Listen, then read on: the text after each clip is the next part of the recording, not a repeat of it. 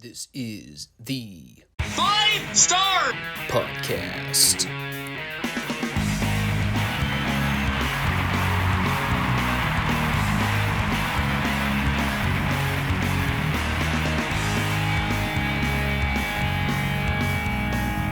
Let me talk to you.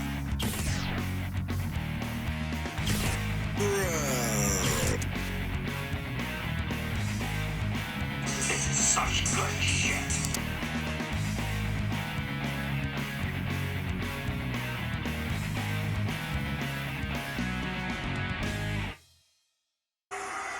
What do you guys want to talk about?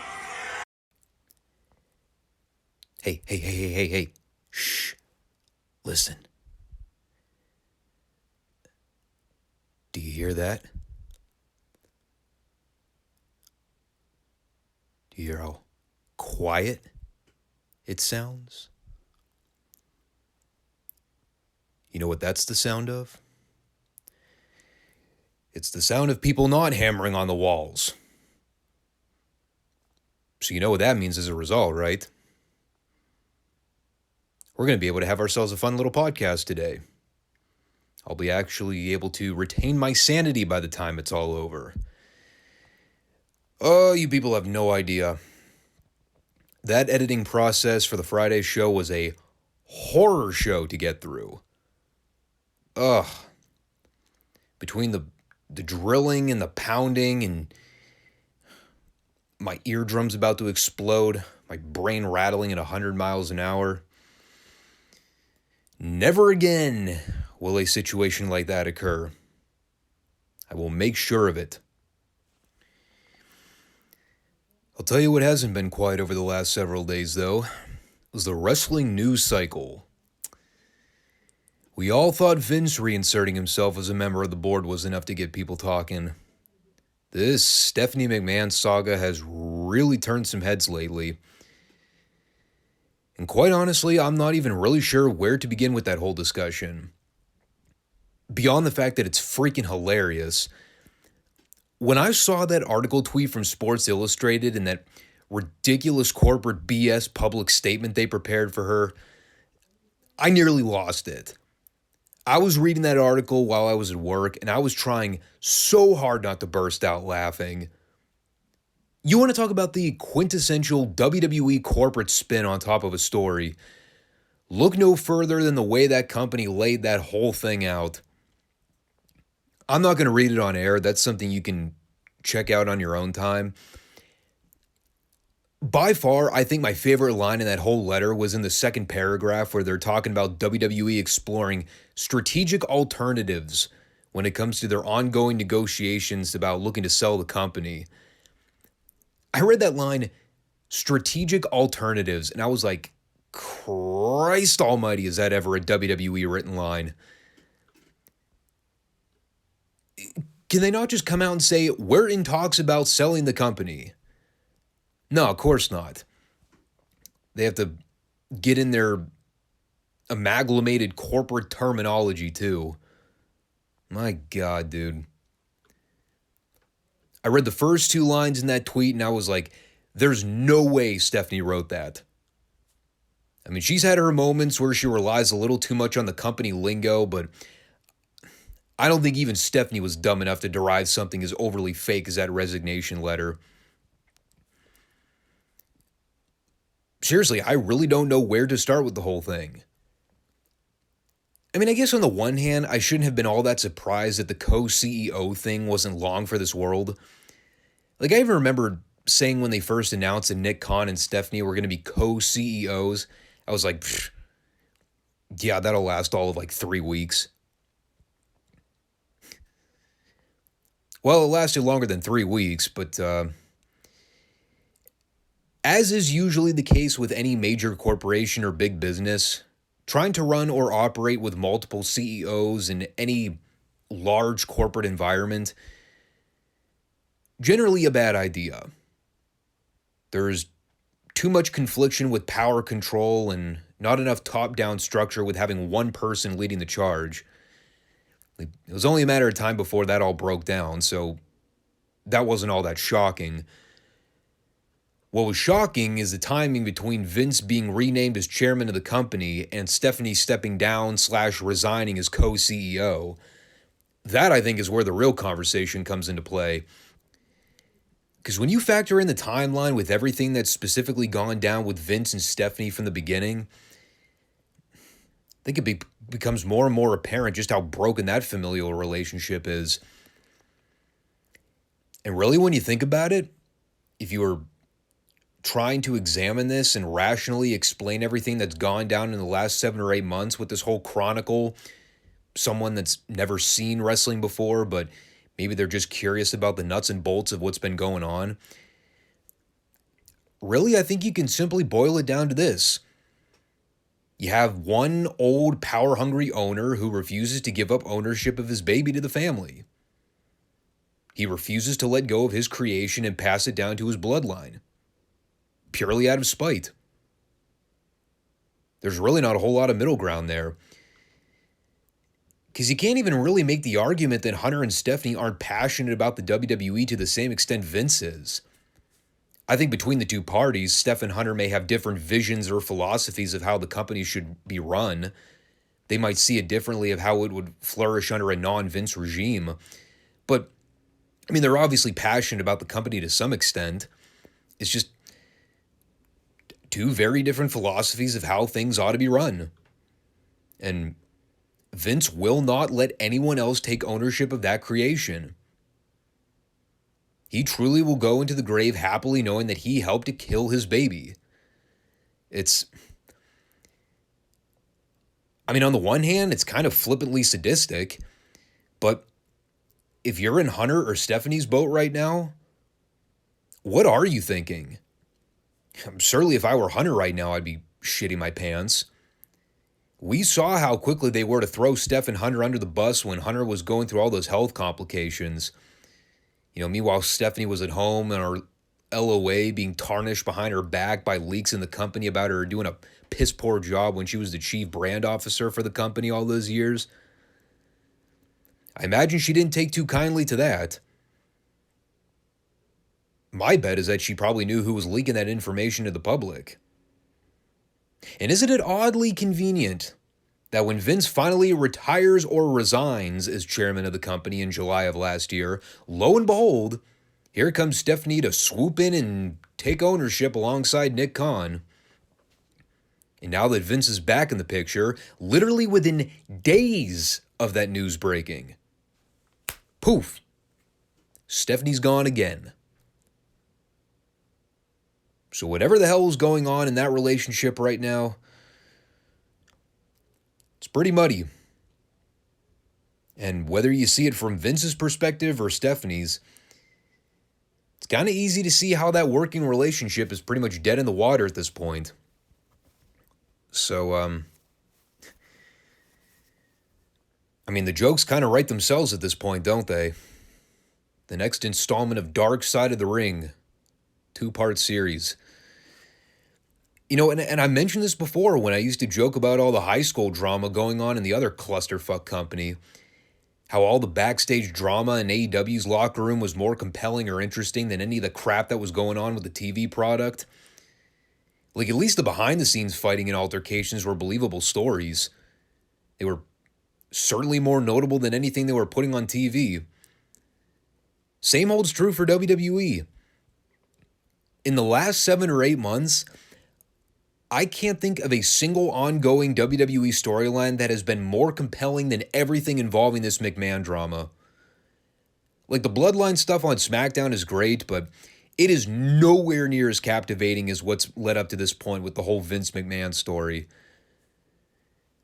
The one thing we constantly talk about is how pro wrestling never gets long-term storytelling right when they want to. And at the points where they're trying not to garner up publicity, it ends up being the most compelling 6 to 12 month story they've ever done. Funny how that works. And to tell you the truth, Stephanie is just another piece of the overall pie, man. It's another chapter in this continuing story of Vince's mission to kill his fucking company and bury it right next to the grave of WCW.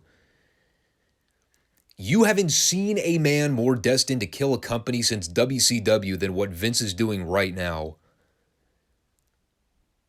And it's all under his direction, man. All because he just can't let it go.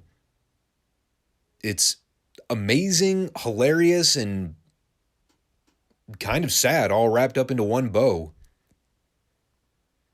And we'll surely keep touching on these subjects as the news comes out. This is just kind of one layered story at a time at this point. For now, though, why don't we get into the show and start running down what's on the agenda for today. Surely nothing will be as interesting as what's gone down in the news cycle over the last several days, but we'll try to make this one entertaining. We've got a retro Raw to review and another deep dive into the horror that is everything about modern WWE. And the more I watch of these SmackDown shows, with Vince back in the fray now, the more I start wondering, when do we start seeing the Vince-fluence come into play with these programs? You know, I joked about some of the stuff that was going on about a year or so ago, but man, oh man. At this stage, how long is it before we start seeing the next Hornswoggle cameo? Before we dip our toe into that boiling vat of lava, let's do the retro review first. This show was still bad, but didn't raise my blood pressure into the extremes like SmackDown did. But we're edging closer and closer to the 1994 Royal Rumble event. We are officially 1 week out as of this point, which I guess would indicate that this episode of Raw would be considered the go-home show to the pay-per-view. Lord knows it felt like one.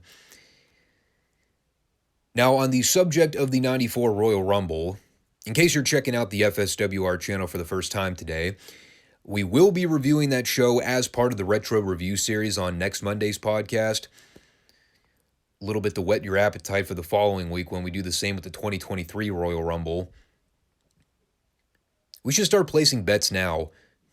Which one puts me to bed faster? Considering I'm going to have to sit through an hour of a fucking Girls' Rumble match, too. I'm kind of betting on the latter at this point. In any case, you will want to check out next week's show for that particular recap, because it's going to be a very interesting show to go back and watch. That is a Rumble event that I really only remember for the finish of the actual Rumble match, and not a whole lot that preceded the last 5 minutes. I also remember the casket match for being notoriously bad. More so for the angle that was done afterwards, and not so much the actual match. But, yeah, we're definitely in for a rough one next week. The one thing you'll frequently hear me say about the WWF in 1994 is that a lot of these shows were downright awful at times. Whether it was the pay-per-views, the Raws, or pretty much just anything in general about WWF in 94, period. Not one of those years we look back on with fond memories. However, as part of the classic retro reviews, there are certain stages of the product that we're going to have to trudge through. It's just the reality of the situation. Even if we all know it's going to be a slow, painful trudge. And if you think things are bad right now, just you wait until we get into 1995. I'm going to have to start prepping myself with those Impact level rants again. Anyway, well, again, this was the go-home show to the Rumble event. And I'll tell you, nothing entices people more into wanting to buy that pay-per-view last minute than informing us that one of those 30 participants in the Rumble match on Sunday is Crush. I'm frothing at the mouth as we speak. I cannot wait to see what Crush does in the 30-man Royal Rumble match. Teasing us with the possibility of Yokozuna to defend the WWF title at WrestleMania against Crush Bryan Adams. That'll put butts in seats, let me tell you. If only Crush could wrestle as well as he faked that hideous Hawaiian accent. And if you were not sick of it within the first 30 seconds of the show, well, get ready, because he was the color guy with Vince for the show this week.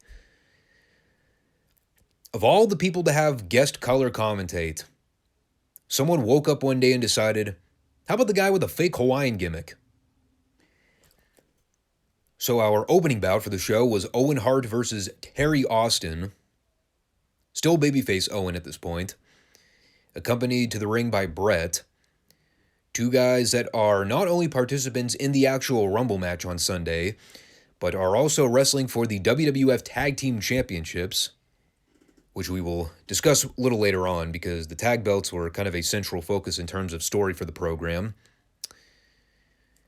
Another one of their ongoing themes throughout the show was the Stan Lane MSG report, because they were also running a simultaneous show in Madison Square Garden at the same time they were filming this show in Richmond, Virginia.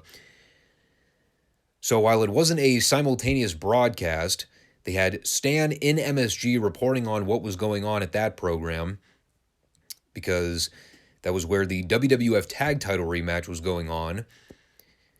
So even though we did not get to see that match live, including the title switch, Stan Lane was on the phone line recapping the match later on while it was in progress.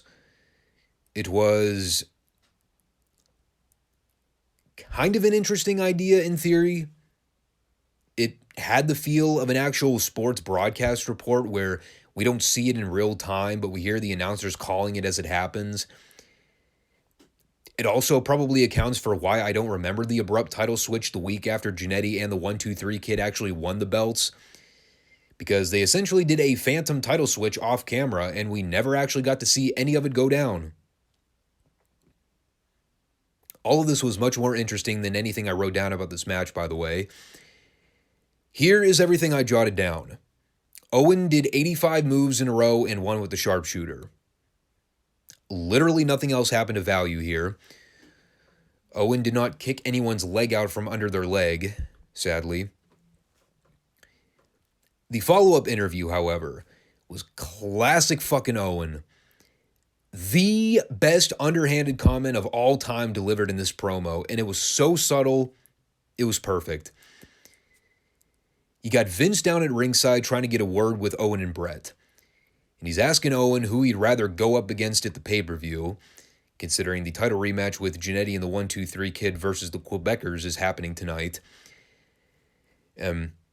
Owen's basically drumming up the idea that he doesn't want to downplay Jannetty and the Kid, but he would prefer wrestling the Quebecers on Sunday. But in the middle of this promo, he had to throw in the line about how this was a huge opportunity for him to get that title shot at the Rumble, and Brett too. And then he just kept going with his promo.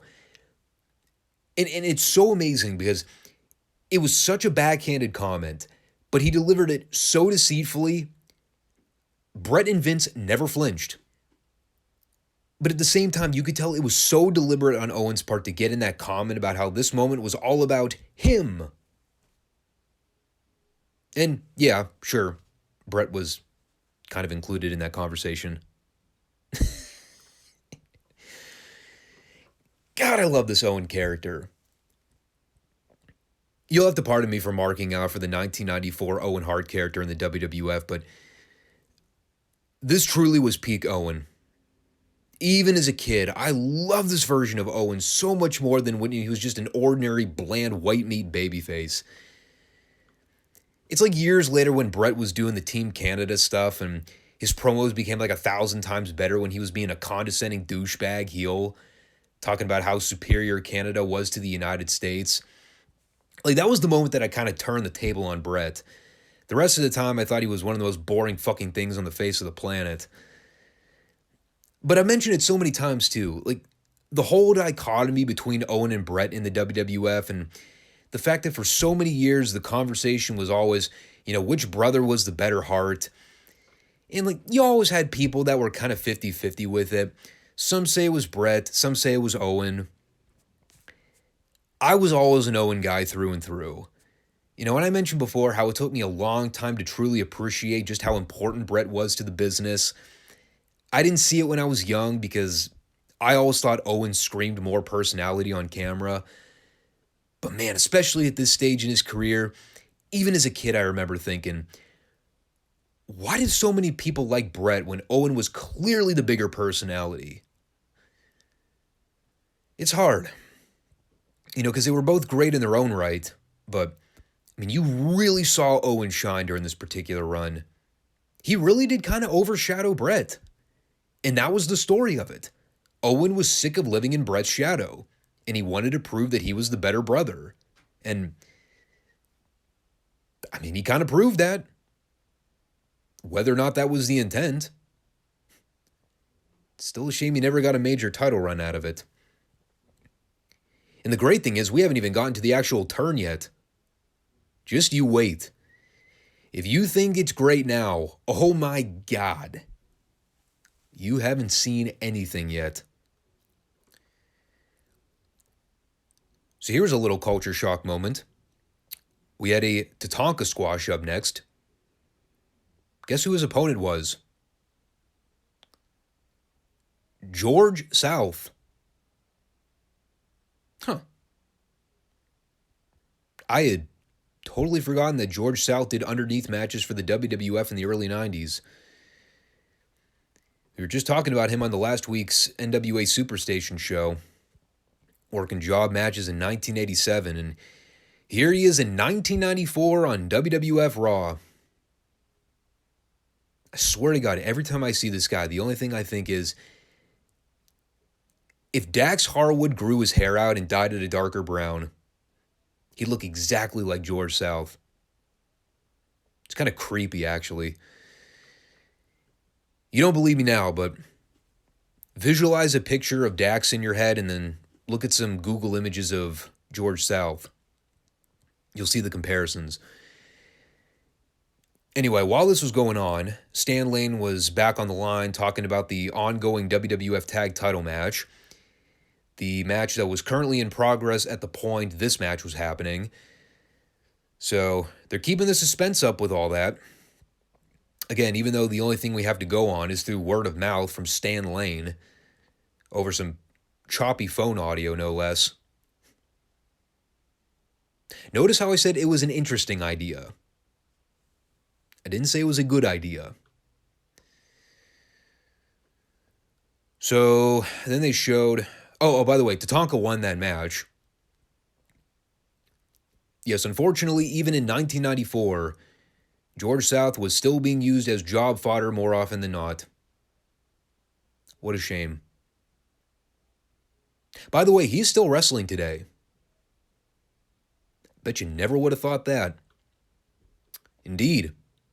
George South, still an active pro wrestler in the year 2023. According to his wiki page, his last match was a dark match for the NWA Power tapings in late 2019. But he's still going, apparently. He's yet to retire. Same goes with his son, too. George South Jr. Don't really know anything about him. But it looks like he wrestled on AEW Dark a few years ago. Wonder what he's been up to. If he's training with his dad, I'm sure he's probably better than like 70% of the fucking tools they've got on that roster right now. Maybe AEW ought to offer that guy a deal and have him work some underneath matches for a while. Instead of fucking Action Audrey, why not give George South a little bit of TV time? Maybe he's good. Who knows? Of course, we all wanted to say the same thing about Brock Anderson.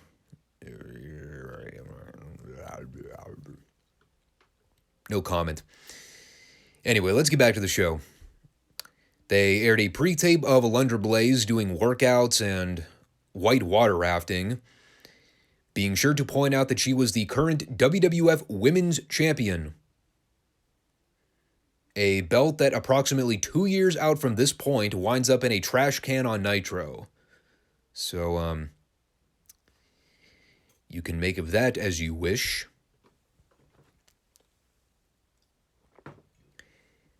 But then we had the greatest segment of all time. We had Yokozuna out for an interview. He was looking quite round. The bright red robe did not help to hide this fact.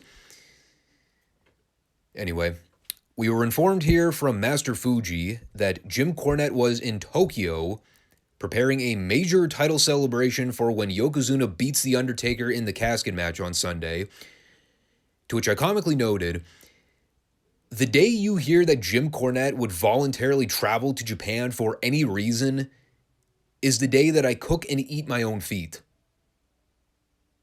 And of course, they're doing the bit here where Vince mentions the word casket. And as we all know, Yokozuna does not like hearing the word casket. So he starts freaking out. At which point the lights go out, and Paul Bearer begins slowly pushing a giant wooden casket down to ringside. The double-braced, double-wide casket that took The Undertaker approximately 4 weeks to build successfully. But it appears to be finished. And Vince is literally trying to goad Yokozuna into opening the lid to the casket. He's standing there blatantly talking about the fact that Yokozuna is afraid of this casket and that it was specially made for him to get stuffed inside when he loses to The Undertaker at the Royal Rumble.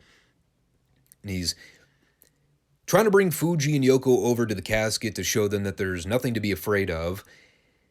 Everything's perfectly normal. Just pay no attention to the giant double-wide coffin contraption set up at ringside that certainly has nothing or nobody inside of it, waiting to pop out and potentially scare the shit out of somebody. And Vince and Fuji are comically standing over at the one end of the ring, discussing the logistics of said casket. Doing my best Fuji impression here, which I'm sure someone will try and flag me for being racist. He goes, "Oh, yes, big casket." And Vince goes, "Yeah, look at the handles, pal." And Fuji goes, "Oh, yes, big handle, big handle." Meanwhile, I'm sitting in my chair howling with laughter because I know exactly what all of this is leading to, and they're just milking the ever-loving fuck out of this thing. All the while, Yokozuna is standing at the complete opposite end of the ring shitting his pants. But finally, Fuji is able to calm Yokozuna down and let him know that there's nothing to be afraid of. "Casket is for Undertaker, ha ha ha ha ha ha." That was a quote. And Yokozuna finally musters up the courage to slowly make his way over to the casket. And he's cautiously surveying the scene. He's making sure the coast is clear. And Fuji is giving him orders to squash the casket lid. Just to put all this nonsense to bed and show that Yokozuna is absolutely, positively not afraid of caskets. And Yoko's standing there and he's observing the casket. Paul Bearer is stoically standing on the floor, not blinking. Yokozuna slowly reaches his hand out and he grabs a handful of the casket lid and he slowly goes to lift up the casket lid when... Surprise, motherfucker.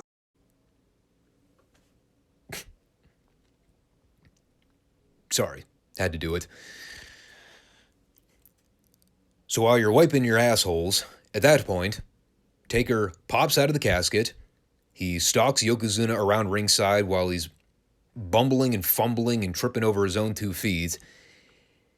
At which point I concluded by writing down, "This is why The Undertaker is my favorite wrestler of all time." You think about all the times they've tried to replicate this coffin match over the years. Christ, AEW's done like 40 of them in their 3-year existence as a company. Most of them suck. Most of the time, they're phony and fake as all get out. There's only one man in the history of this business that has ever successfully pulled this gimmick off. And there's a reason why they should have kept it exclusive to the Undertaker gimmick, because he's the only guy that ever made it work. Kane kind of came to a close second, but even he didn't have the same mystique the Undertaker had in these environments. Even as I watched this back and remembered how hokey it was, no one else could have pulled it off. Absolutely nobody. It's the genius of the gimmick. You know, we talk so often about how this was the cartoon era of pro wrestling, and everybody had a wacky persona. Everybody had a gimmick to some extent. But The Undertaker was one of the few people that truly was his own gimmick. It's just, it never came across as a guy that was playing a role.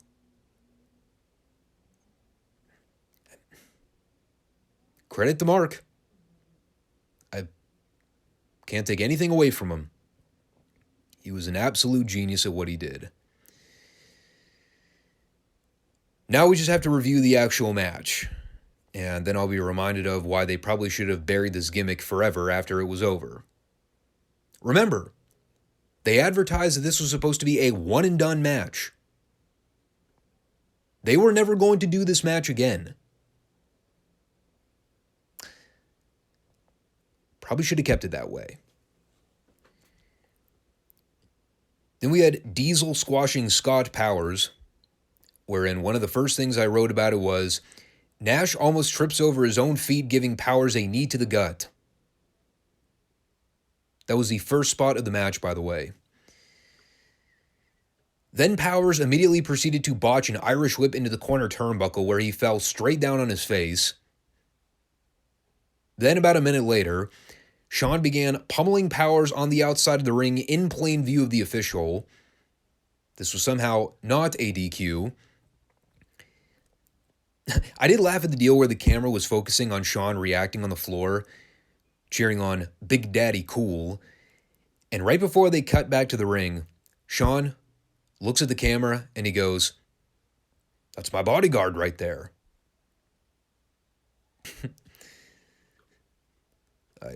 I don't know why I found that so funny. At that point, Diesel did like 3 or 4 more power moves, interceded with the vintage Kevin Nash slow walk or side scrape with his boot, and after about 2 minutes of nothing, Nash won after dropping an elbow across the guy's chest. I wrote, "This was approximately 8 more moves than Kevin Nash ever did when he was in WCW, when he was making twice the income. Must be nice being a big star in the business. Literally getting paid to do nothing in a lot of cases." This was probably the most work Kevin Nash did in his entire career. This one match. Oh, and I almost forgot to mention, too, this was where we found out that Jannetty and the 1-2-3 Kid dropped the belts back to the Quebecers in MSG. And this reaction was met with a response from Vince, almost similar to how my mom reacted when I got a C on a report card when I was a kid. He goes, "Oh, that's rather unfortunate." And then they just moved on. That was the title switch. That was how they sold the heels winning their belts back 1 week after that huge title change, where they nearly set pyro off in the building when the babyfaces won. It was like the biggest fucking celebration of all time. A week later, it's, oh, okay, wow, that's interesting. Anyway, on with the rest of the program. Like you're sitting on the toilet reading a side piece article in the Sunday paper. At which point they immediately followed this with Todd Pettingill running down the Rumble card for Sunday. And I said, seriously? After me just having sat here a week ago and putting over how much better Jim Ross was at the Rumble Report. Now you're going to throw it back in my face a week later by putting Todd Pettingill back in that spot. Fuck you. That's what I have to say to that. So I ended up skipping over that. By the way, that took about 5 minutes of TV time to get through. Glad I skipped it. And then we had our main event, Macho Man Randy Savage versus IRS, one of whom is wrestling for the Intercontinental title at the pay-per-view in less than a week, the other of whom is feuding with a guy that is currently and conveniently sitting less than 15 feet away from him at ringside. So guess what the finish was. Before we get to that, though, can we just all talk for a minute how funny Crush sounded when he was mad, but he was still doing the fake Hawaiian accent? One of my favorite things he said all night. He's obviously been feuding with the Macho Man on TV for a while now, so while they're still bitter enemies at this point, he still has to go out of his way to put him over as a hardworking performer. So, in one of the best heel deliveries, he goes, "He's got guts. He's got courage. But I still hate his guts, brother."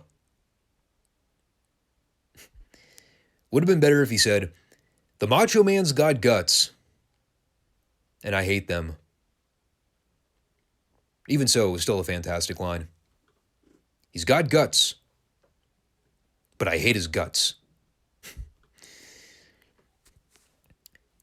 As a match, it was a very prototypical Macho Man layout.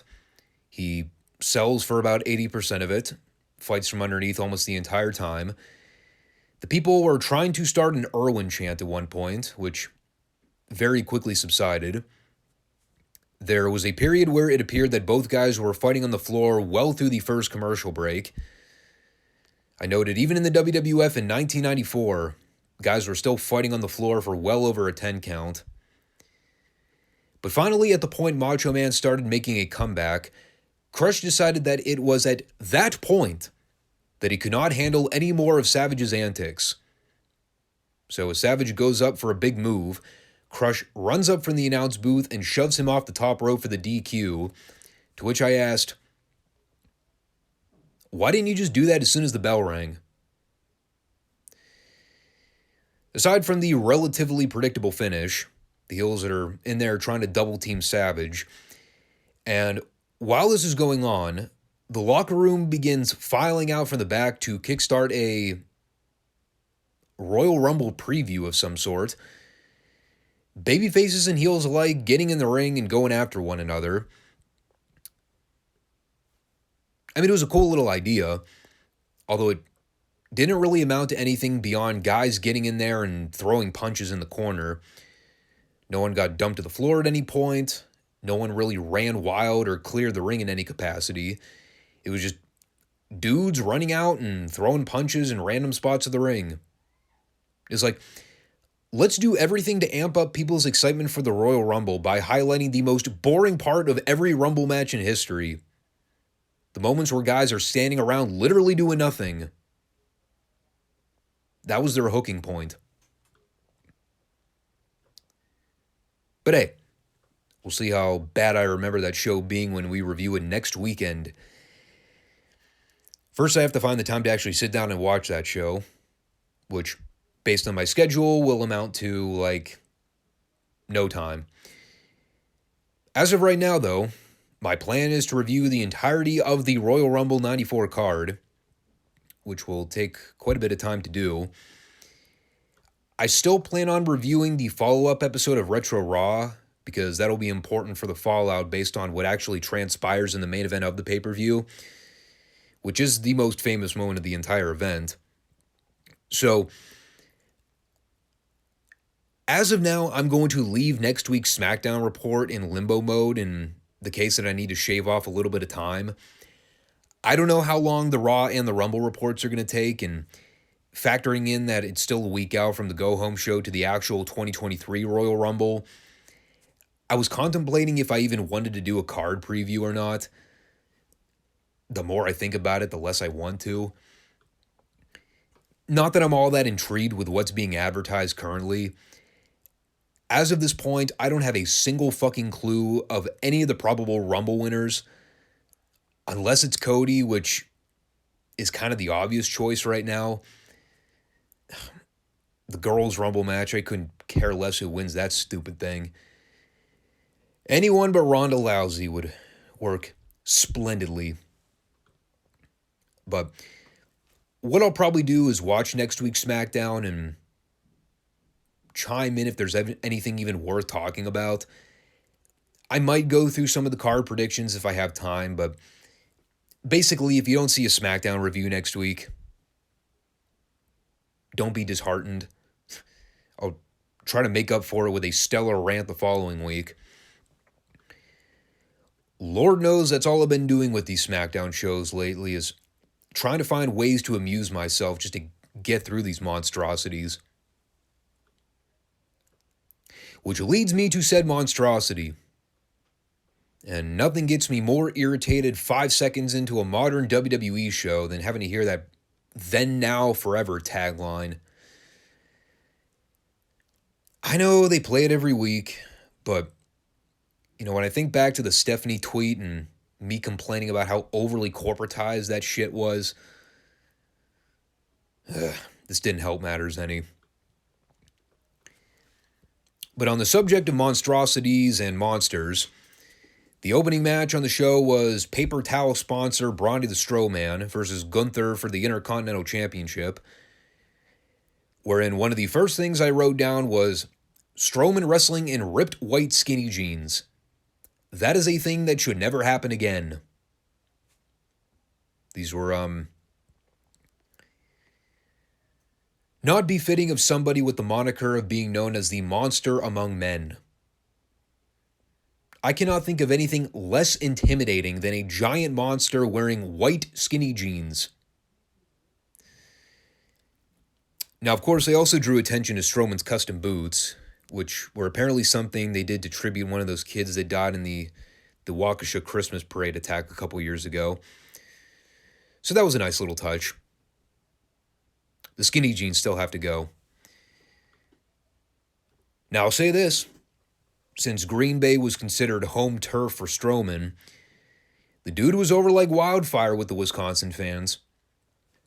Probably the most excited anybody's been to see Braun Strowman since, well, whenever that period was, like 5 or 6 years ago, where he was at his peak popularity. The time he was pushing over ambulances and beating the shit out of Roman Reigns every week.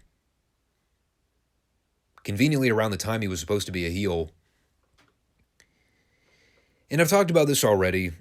I personally think they've already butchered Strowman's push. He already comes across as just a dude on SmackDown instead of feeling like a special attraction type gimmick. I mentioned a few months ago, the best way to utilize a guy like Strowman should be to give him the Andre treatment. Feature him sporadically, don't overexpose him. When he does show up, have him smash over guys in short order. Since then, they've apparently done the polar opposite, up to and including jobbing him out to Ricochet on a random episode of SmackDown about a month ago. And while I usually love Gunther's matches,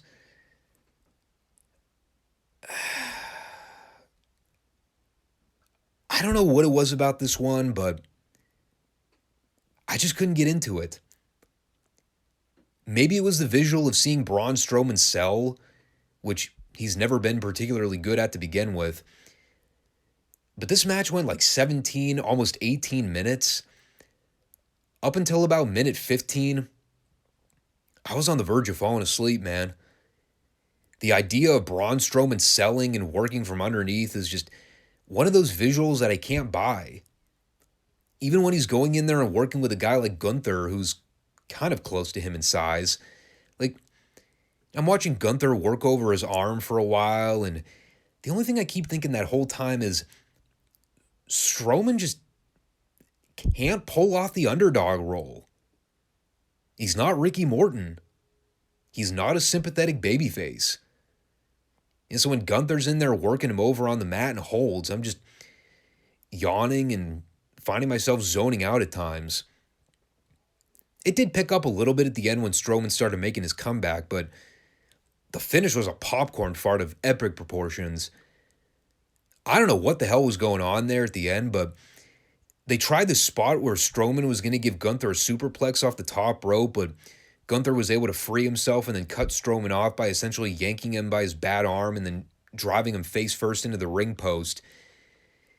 And from there, I think the idea was that Gunther was supposed to give Strowman this big-ass powerbomb out of the corner, but when Gunther went to slam Strowman down, instead of Strowman just taking a back bump, it looked like he tried to land on his feet first and then fall backward.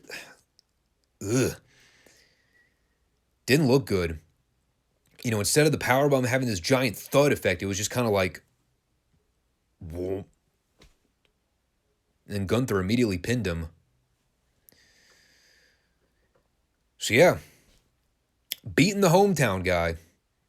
Clean and flatter than a plate full of piss, too. There's a WWE tradition for you. Maybe Vince really is back calling the shots. Because how often do we see that under the old regime? I'm not saying it was the wrong finish, because I certainly wouldn't have had Strowman win the title here. I still think they need to keep that belt on Gunther for a while. I mean, if there's ever a big title match to build up to down the road, it's him and Cody.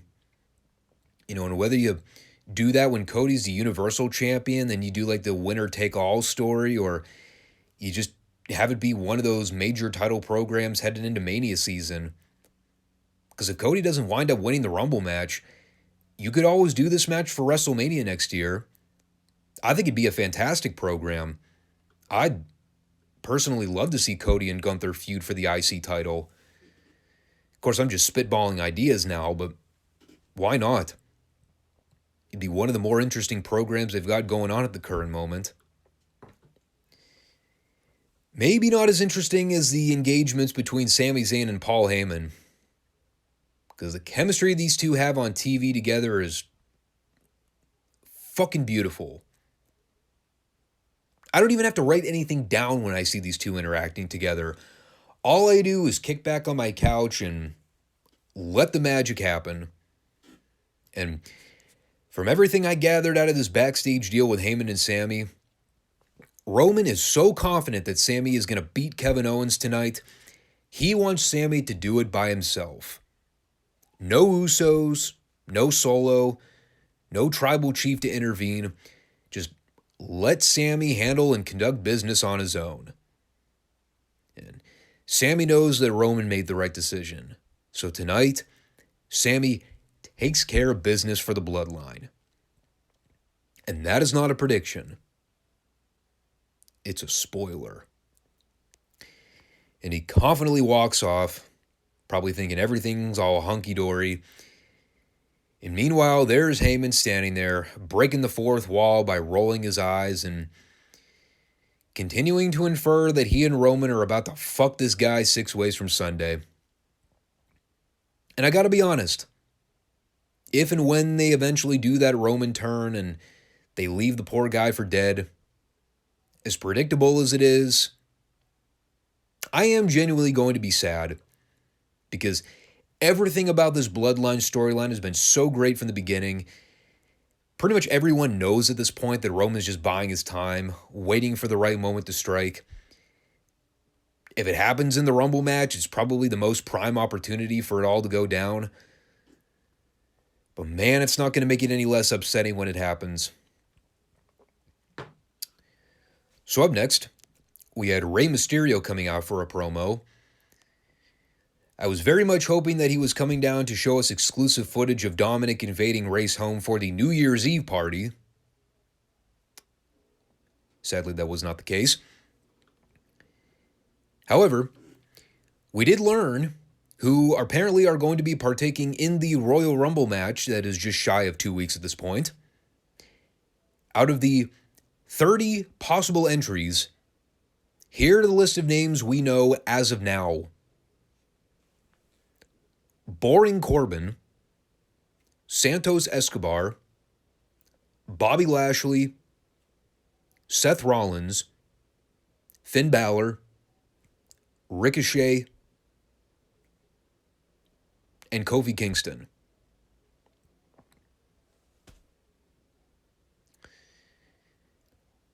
less than 2 weeks out from now, and we have 7 names listed for the actual Royal Rumble match. One of those names being Boring Corbin.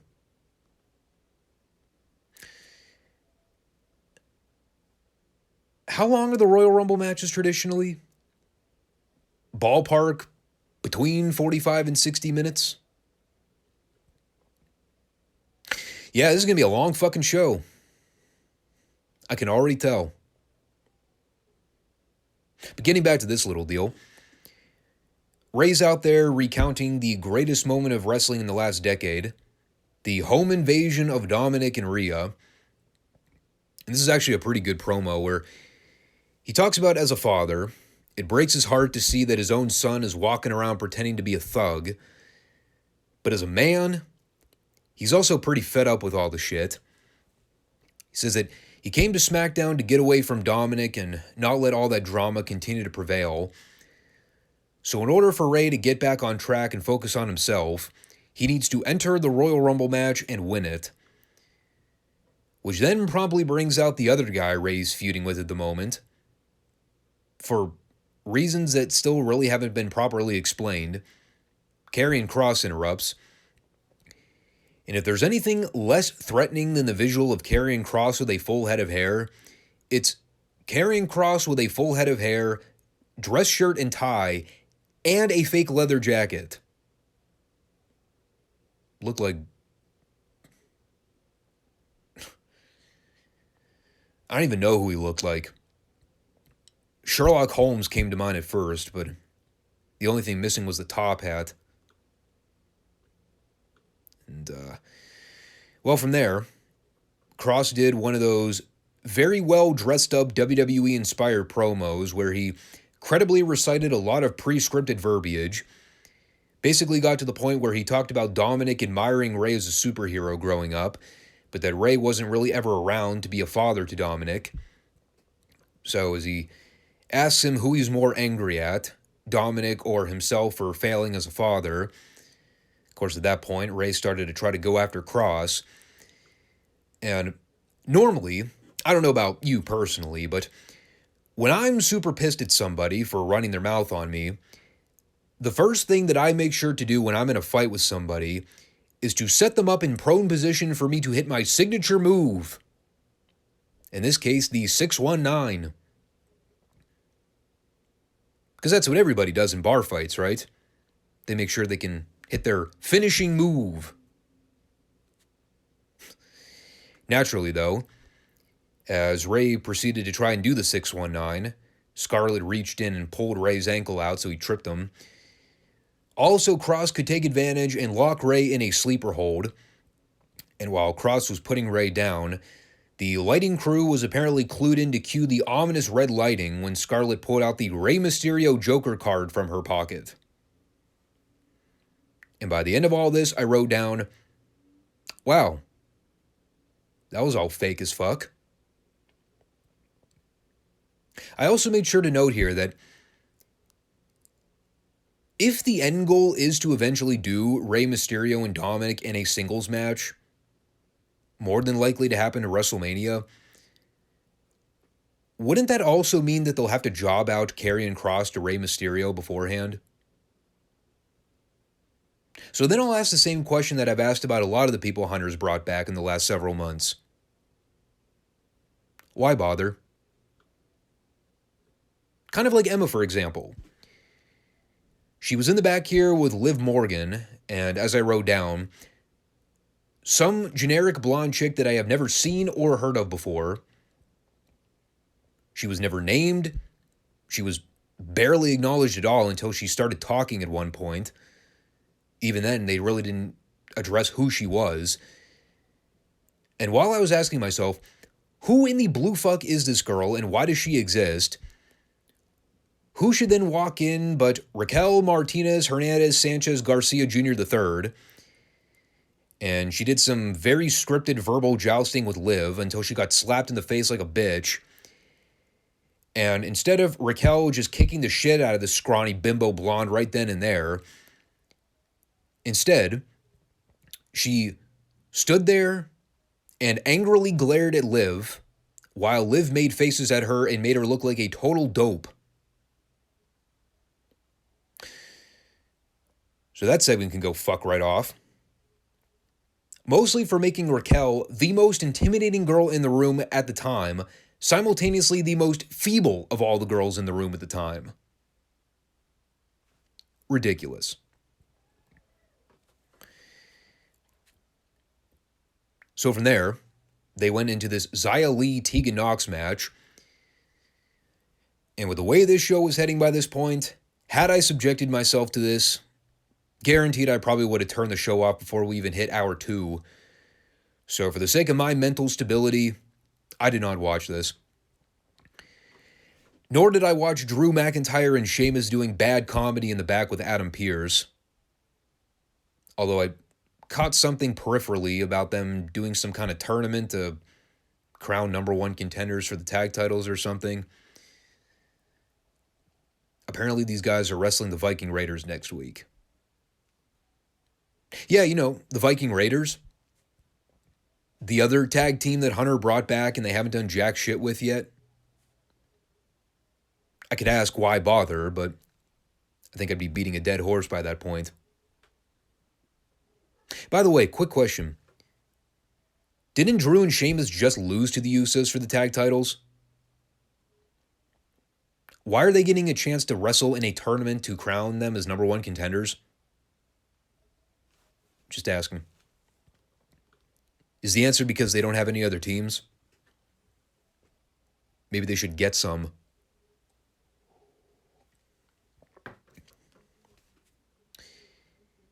You know what also didn't help my mental stability, though? This Bray Wyatt segment. The same Bray Wyatt that got laid out 2 weeks ago by Uncle Howdy and left for dead, by the way. Apparently he's fine now. Didn't address it at all either. He just came out and did a Bray Wyatt promo. And it was certainly a Bray Wyatt promo. He said a lot of words. Some of them sounded like English. And if I took the time to actually take those words and construct rational thought out of them, I'm sure I would have been able to figure out at least 15% of what the fuck Bray was getting to here. As it turns out, though, I got virtually nothing out of this promo aside from apparently Bray's rocking chair is still a thing. Oh yeah, and they're having a pitch black match at the pay-per-view in 2 weeks. LA Knight is involved. I'm still guaranteeing it'll be the worst match of all time. Can't wait.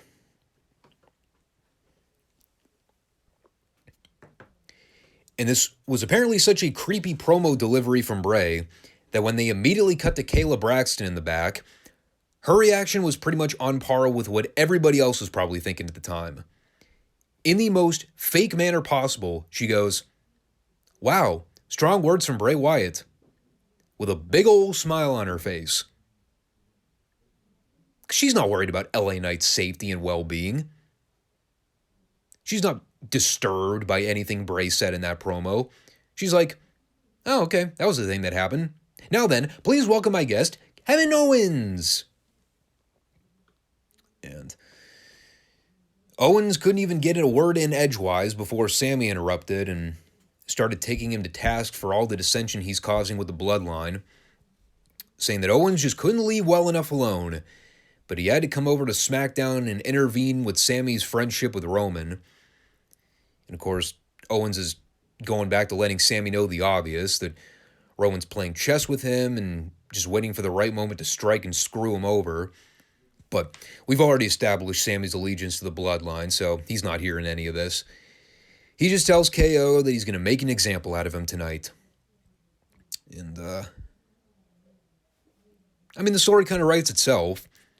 It is a very simple story to process, and the interplay here was good. If you can look over the fact that it's ultimately setting up the 813th match these two have had in the last 5 years alone. But Before we get to that, a little more fast forwarding on my end here. Liv Morgan and Raquel Rodriguez Gomez Diaz de Leon had their match. Raquel won. It only went about 8 minutes, and thank God they were actually smart to put Raquel over clean. It's literally the only thing I have to say about it. Elsewhere on the show with the girls, Charlotte and Sonya Deville had one of the fakest brawls in the back you've ever seen. Charlotte looking fucking ridiculous in that pink jumpsuit. I have no idea who the hell signed off on her wearing that on TV, but whoever did should be immediately fired and or possibly chemically castrated. It was at this point where I was approximately 30 seconds from just fast forwarding to the end of the main event to see what happened after the Owens Zayn match, because I was beyond over the show by this point. Thankfully, they had this Cody Rhodes video package to lighten the mood a little bit. They briefly showed highlights of the Great Hell in a Cell match with Seth from last year, and when they went to the footage inside the hospital in Birmingham, they recapped the surgery and some of the details of his recovery. We got a Brandy sighting, which you had to expect was bound to happen at some point. We all know it's only a matter of time before she's out every week on TV helping Cody cheat to win his matches. If there's one thing I'm begging for, pleading for, WWE, don't let me down. Please let Brandy do at least one off-script shoot promo on TV.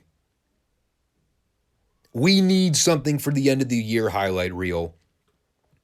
I would pay hundreds of dollars to see Brandy interrupt a Charlotte Flair promo and start taking her to the promo woodshed. Oh God, please let that happen. I need a Brandy Rhodes Charlotte Flair promo battle in 2023. That'll get me to watch WWE for the rest of my life. No matter how bad the shows are, if I'm guaranteed at least one Brandy Rhodes promo every year on live TV, I will watch SmackDown every day from now until this company dies. Till the day they cremate my body.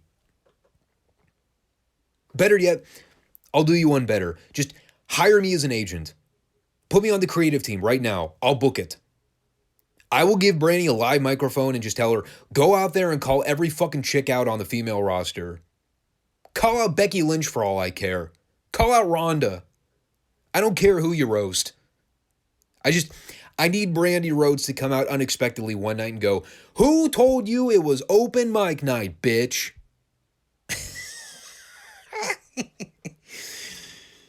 Oh my God. I need that sound drop so bad. This is why AEW sucks. Because there's no Brandy Rhodes anymore. Ugh. The kinds of entertainment that we wish we could get with that company again. That was the ultimate moment that AEW died. The day Brandy and Cody left. We're never going to get TV moments like that ever again.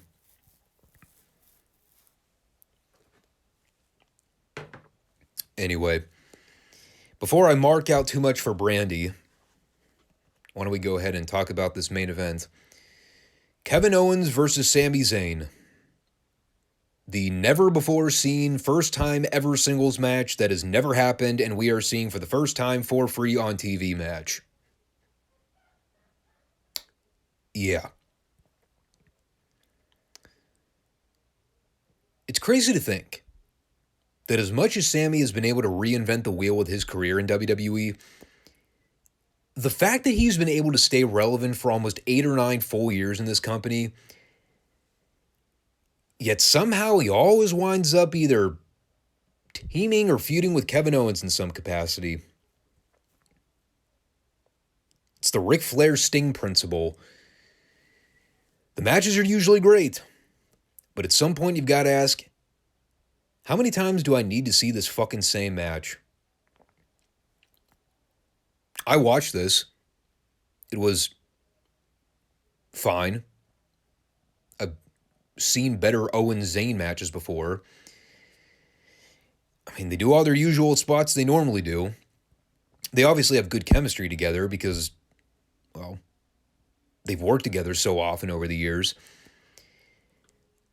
I personally think the dynamics always worked better in this feud when Owens was the heel and Sami was the face.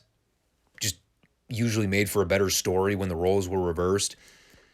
They had that match in NXT years ago that I thought was one of the best matches they ever had together, period. And that was like, what, fucking 2014? Like, and I know they wrestled before that. Personally, I was never a big fan of the stuff they did together in Ring of Honor. It just wasn't really my flavor.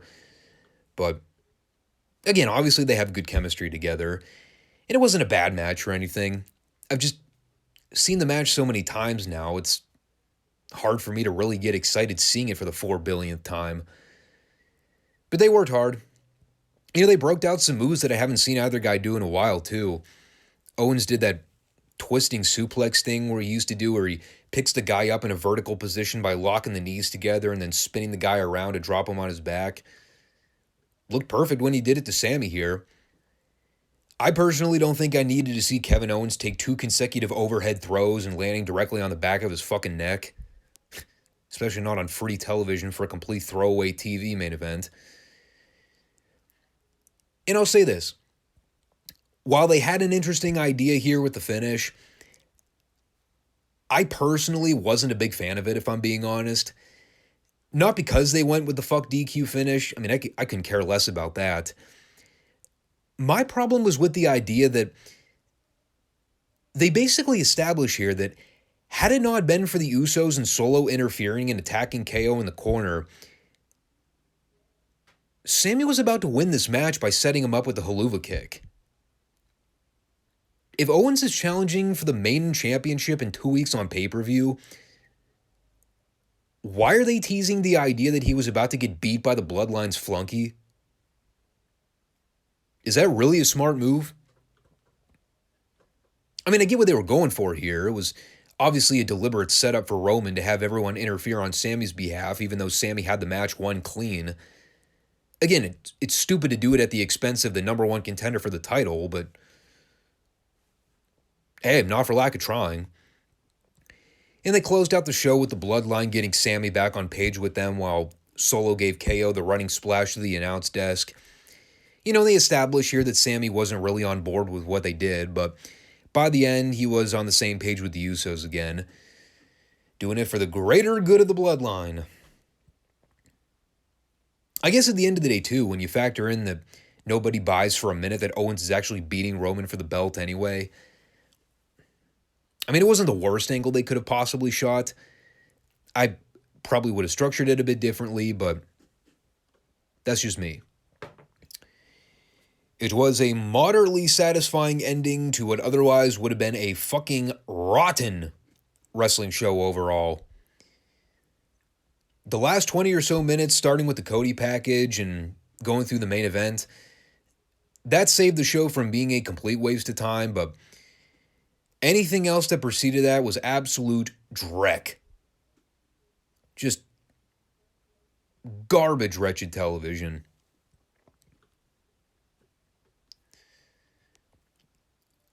Are we positive Vince is zero hands-on with creative right now? Can someone clarify that? Because I'm starting to get a little worried with the way these SmackDown shows are turning out. I mean, they were never that good from when I started reviewing them again, but there have at least been a few standouts here and there. This one had some Vince prints all over it. Again, I'm going to go back to the same conversation. I know a lot of these guys are Hunter's boys, but I look at so many of these talents that they brought back in the last 6 or 7 months. Call it mismanagement, call it bad booking, but I keep asking myself the same question over and over again. Is that really the best usage they can get out of any of them? For some of these talents, it doesn't even look like they're trying. Like, at least Brawny the Strowman and Karrion Kross are getting some TV time. But, then you have situations like what you have with the Viking Raiders, who rarely only seem to pop up every 3 or 4 weeks with absolutely no game plan. I don't know, dude. It's weird. I mean, a lot of these NXT talents, I remember them being such big deals at one point. Like, I'm looking back now. I'm like, they got Ricochet on the show. They got the Viking Raiders on the show. They got Cross on the show. I'm not watching Monday Night Raw right now, but, they got Johnny Gargano over there. He was a big deal in NXT at one point. I don't really know what they're doing with Ciampa at this point, but am I crazy, or were these guys not, like, seen as some of the biggest stars in this company at one point? I'm watching these guys on the main roster right now. Eeh. Doesn't even look like they're trying with half of them. I mean, they're on the show, but it's like, why? I mean, I don't get it. If Hunter's overseeing the creative right now, granted, he might not be like super, super hands-on with everything, but don't you think he would be taking some of these guys a little bit more seriously? Maybe I'm just missing something. Maybe I'm just too jaded and cynical. Or maybe I'm seeing the same thing a lot of people are, but I'm just saying the quiet part out loud. But we're like 2 shows into the new year, and I'm already starting to mentally check out. I know traditionally things usually get a little bit better around WrestleMania season, but the fact that we have less than 10 people actually announced for the men's Rumble match right now, isn't that kind of concerning? Wouldn't they want to be doing everything to at least tease the idea that any of those wrestlers have a chance of winning? Cody's the only one that makes logical sense right now, and he's more than likely going to be one of the surprise entries for the Rumble match. The other 29 guys are just coming across as void filler placeholder names. And maybe this is why I've just kind of soured on the whole concept of the Royal Rumble. When I was a kid growing up, the Royal Rumble felt like a big deal. You could actually kind of visualize and see the potential of multiple people winning. It's just, somewhere over the years, they kind of lost the plot with the Rumble concept and just made it all about the surprise entries. Because, let's be honest, do people even really give a shit who wins the Rumble match anymore? Aren't we just all kind of locking in on who the special guest appearances are? And granted, they usually do a good job milking those, but I don't know. The whole concept of the Royal Rumble was to set up the next guy to win the championship at WrestleMania. There used to be a purpose for this. I'm not saying that every year they have to go through the same process of having a babyface win the Rumble and then beating the heel champion at WrestleMania. I mean, that's kind of the traditional standard story, but maybe it's also the problem that they've just done so many of these Rumble matches. They all start to kind of blend together after a while. They're not really special or unique anymore. They've kind of done every Rumble-style match they possibly could do. I don't know. Again, I'm older. I've seen a lot of stuff with the product at this point, so again, this is just the old grumpy man screaming at the clouds, but even exploring probable title contenders right now on the main roster, who else is there at this point aside from Cody? I mean, if they really want to throw a curveball in there, they could call up someone like a Braun Breaker and have him pull the upset of a lifetime. I could at least buy that as credible. Lord knows they need to go to the well with the fucking Brock Lesnar program again. Oh, God almighty. That's the last thing we need is another Roman Reigns Brock Lesnar title match. The real program that refuses to die. I mean, I'm sick of Sami Zayn, Kevin Owens matches, but at least those guys have had some good matches together before. There hasn't been a single Lesnar-Reigns match that I've ever enjoyed, period. Up to and including whatever in the fuck that SummerSlam match they had was last year. I mean, if I want to take the time, I could run down the roster page and try to rattle off some potential names, but is it even worth it? I mean, I guess if they really wanted to do something out of left field, there's always CM Punk. Don't ever rule him out of the equation for anything. Not after all the twists and turns we've seen in 2022. But we'll see about next week's show.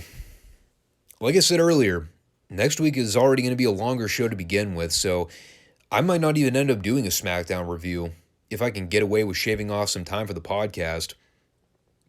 I might consider doing a brief 2023 Rumble prediction segment, but in terms of like a full-fledged SmackDown review where I deep dive and critique every single segment, don't bank on that one.